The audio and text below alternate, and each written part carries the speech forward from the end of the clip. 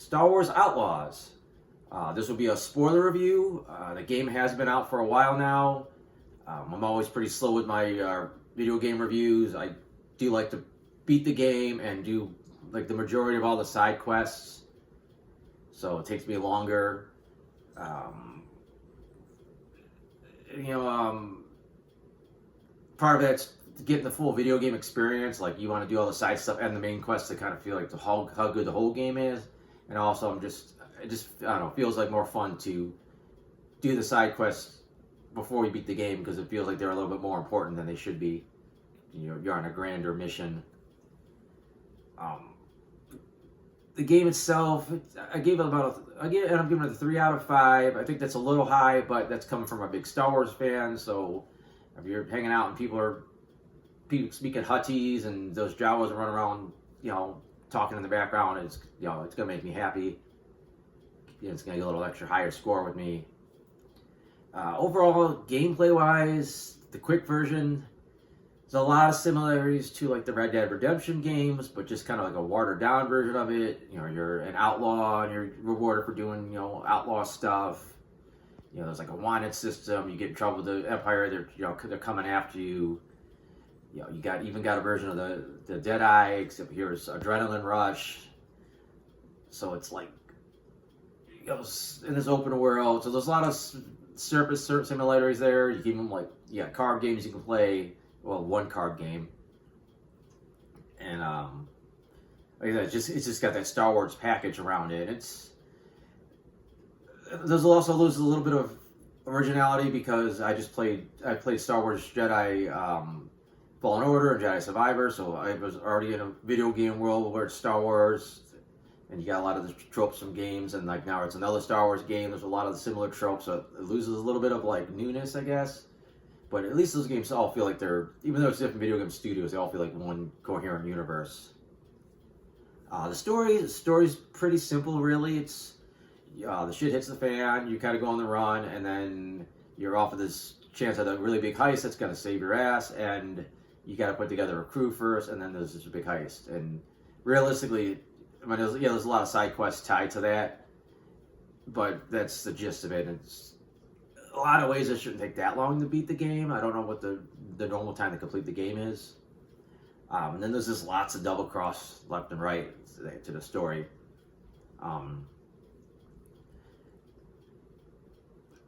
You do put together a decent sized crew by the end of the game, and you don't really connect with most of them. They're just kind of there. Like, you don't get to interact with them a ton outside like their initial missions when you meet them and some of the other big missions. So it's not like, again, going back to the Jedi Survivor games, where like it feels like you got a smaller crew and you feel like a family. It's like because you got Cal and like you end up with like 3 other members of your crew, and it just feels more coherent, like more like a group, like a family. And here it's like you end up with, I don't know how many characters you end up with your team, and like none of them really just feel like, okay, this is this is my crew, this is my family, except for ND5, who, you know, first he's just there, he doesn't like you, and as the game goes on, there is a nice story arc of her, you know, you and Kay and ND bonding, which is basically the heart of the game. It's not as strong as some of the other Jedi, you know, like I said, the Jedi games, the heart, but it's there, it works. And then there's also the Nix, who's sort of family, sort of a pet, sort of like somewhere in the middle. But you know, when Nix gets this part of the game where he gets kidnapped, and it's like, I know Kay's pissed, but I'm pissed. I'm like, I'm going after him, and I'm getting him back. Other than that, the basic gameplay besides the main quest, the side quests are not much special. They're either basically you find out where some kind of treasure is and you're trying to get it, and a lot of times it's either something that either you could use for an upgrade for like your ship or something, or it's like cosmetics for you know, your ship or your speeder. The other side quests are usually faction based, and what usually happens at the end of those, and even some of your contracts you could take, every time you finish one, you're offered a chance to basically screw over the person that sent you on this mission. And when you're playing this game, you can't just say, you know what, I'm trying to be a good guy, or I'm trying to stick with this group. You basically just got to do whatever helps you out at that point in time. You know, if you need to get better with the Hutts, then go ahead and dig over Crimson Dawn, and you know, vice versa. As long as you generally don't want to get them too low where like you can't get in their territory anymore without getting guns pulled on you. You kind of want to keep them all, at a certain level. The faction system is pretty cool. It's pretty straightforward. You got different levels with these different factions depending on like you help them out or whatever, or play up, screw them over. It helps you get the farther up you get better prices. You can go in their territory. You can more or less, when you're higher up, you can kind of just take whatever stuff you see laying around. It's very clear like where you stand with these groups, and they tell you which missions are going to give you higher standing with them, and like sometimes they'll tell you which ones are going to lower your standards for like another one or this group. So I thought that was one of the better aspects of the game. It's a little annoying at first because you're trying to get ahead with this one, and then you got to screw over another one. So it's hard to keep them all like level.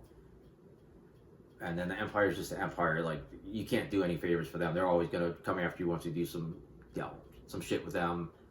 I had a little trouble understanding the wanted system with the Empire. Like there's 6 different levels of like wanted, and only like recently did I understand how to tell what level you're at because it's not very clear, and you can't just like click on a menu and see like, oh, you're level 6 or level 5. So I think that was kind of crappy, I guess.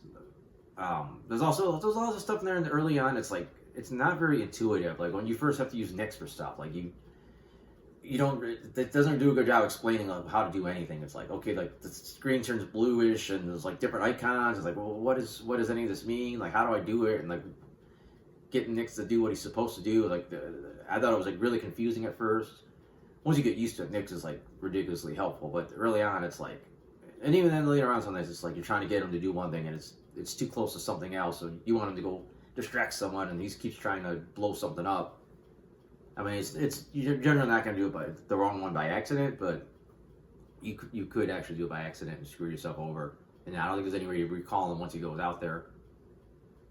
And there's also points too, like some of the quests, especially when you got to like make your way through like a building or a crash ship or something. Like, and you go through this whole thing where it's super clear where you got to go. Like, okay, I got to climb up this, go over here. And then all of a sudden you get a point where like I have no idea where I'm supposed to go. It's like you feel like you hit a dead end and you're looking around everywhere. And so I'm taking leaps of faith and getting myself killed and having them respawn. And then finally you see, oh, I guess I was supposed to go this way. There's some other stuff that's not super intuitive in the game, but stealth. The game is really heavily. It wants you to do a lot of stealth. The stealth is okay. Again, in the beginning, it's kind of hard. It's a little more monotonous. As you go further along, you get like more tricks that help you out. A lot of them are pretty loud, like stealing a pin on a grenade and blowing a guy up. So it's not quite stealth anymore. But unless you go back into hiding, and there's not any like cool like Batman Arkham or Spider-Man games like cool takedowns where you're coming down from above and tying somebody up or doing something like cool takedowns. It's like, no, you got one takedown button and it's just slightly different animations, but like nothing super like cool. So you got your blasters, pretty basic. When you get the regular combat, it kind of sucks because a lot of times you're outgunned and it's just a matter of trying to shoot them more times than they shoot you, and you got your health increases obviously with your back to tanks or your back to whatever's. So like it's like I said, this kind of takes the fun out of combat, where it's to say there's nothing special. It's like you shooting, they're shooting, everybody's shooting, and hopefully you get to them first. As you build up your dead eye, basically it gets a little bit easier to handle some bad guys because you can pretty quickly build that up, take out like 5-6 guys at once and really turn the tables on them. You do got your speeder, which is nice. It doesn't quite give you the thrill like how you would think of riding a speeder bike would feel, but there are points where you kind of do, especially with the boost. The upgrades set aren't really anything that great. It just makes it a little bit sturdier and a little easier to control. You got your ship. Space combat, it's just lacking something. It's okay, but it doesn't feel. It just feel like there's something missing. It doesn't quite feel like Star Wars-y to me for some reason. Ship also, you got to upgrade the defenses. You got to upgrade, the weapons. Like what kind of like cannon you want? Do you want ion? Do you want this? Do you want like rapid fire? Do you want torpedoes? Do you want missiles? So there's a little bit of what do you want to put on your ship involved. Whatever works best for you. But there's not a lot of reason to do space combat. There's a few odds and ends that are essential to the game, but for the most part, you could avoid a ton of space combat. You can even avoid a lot of going in space in general. One good thing the game has is a pretty solid fast travel system. Not only can you fast travel all over the map, but if you want, you could pull out till you get to orbit, pick a different planet, pick where you want to go on that planet, and just fast travel there. No, watching the whole animation for taking off, and then it loads space, and you gotta wait till you could get to like a direction where you could hit hyperspace. Then you pick where you want to go, then you gotta wait for the hyperdrive to spool. Then you could go. Then you get the animation of flying through hyperspace. Then you got the animation of coming out of hyperspace. And then you gotta make your way to the planet so that you can land. Or like I said, you just fast travel and save yourself all the headache, and you just lose a little bit of that realistic feel of like, oh, I'm taking off and going to another planet. Other fun stuff, sort of fun stuff. I mentioned before there was a card game. They got a version of Sabacc.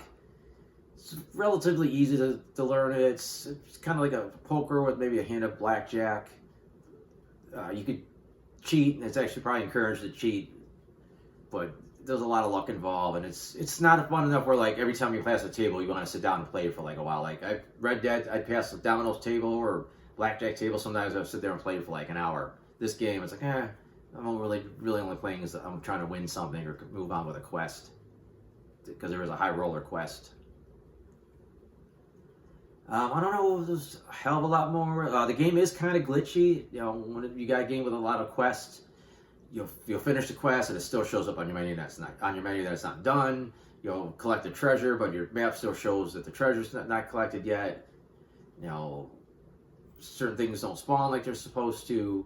There's been at least 2 patches since I started playing the game. Plus, I think there was a day 1 patch. It has fixed some of the issues, but there are still. I got at least 1 quest right now that can't be completed. And it's just a mediocre quest. It's just basically getting a treasure chest, but now it's stuck on my menu of tasks I still got to do. And I've heard there's some more worse ones. I fell through the floor one time after exploring for a half an hour in this Imperial base, and I had to start over. There is manual saves, but a lot of times you're at the mercy of auto saves, especially if you're going to like an Imperial base or like enemy territory. Like you can't really save it. I think they were supposed to do a patch that made it a little bit easier, but I said there's a few times I'm going through this Imperial base, I'm spending a half hour sneaking my way through, and then one screw up and I get killed.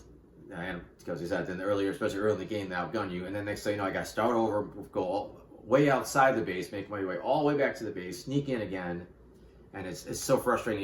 You don't want to play. He's like, yeah, I'll play again later.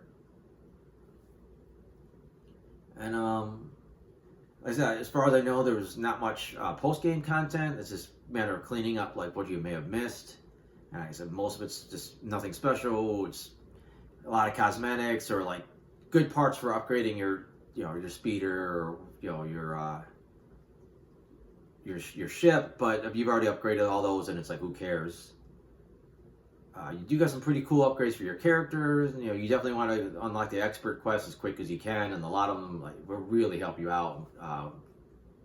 Getting things done. There's also some really cool outfits that will have perks that will help you. So basically, like I said, if you like Star Wars, I think you're gonna just enjoy like seeing some of the cool stuff. Even though it does borderline on fan service. Granted, if you're gonna go to Tatooine, people are gonna want to go to Mos Eisley. They're gonna want to see Jabba, and that's in there.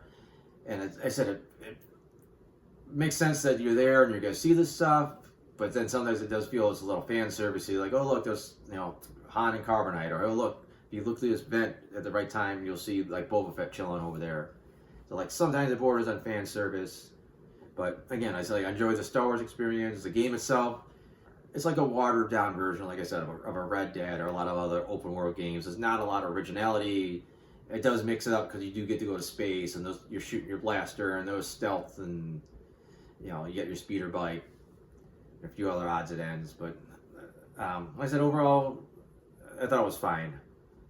And like I said, the story was decent. It worked in the end. It just wasn't that deep of a story. Just some of the character stuff made it really made it work in the end. But I think that's about it. Like I said, actually I didn't say, I have a spoiler-free version of this game up, or pretty spoiler-free. I have reviews for a lot of movies and some TV shows. I got some comic strips. I got all those at soundedbetterinmyhead.com. So if you want to check that out, that's cool. Other than that, thanks for watching.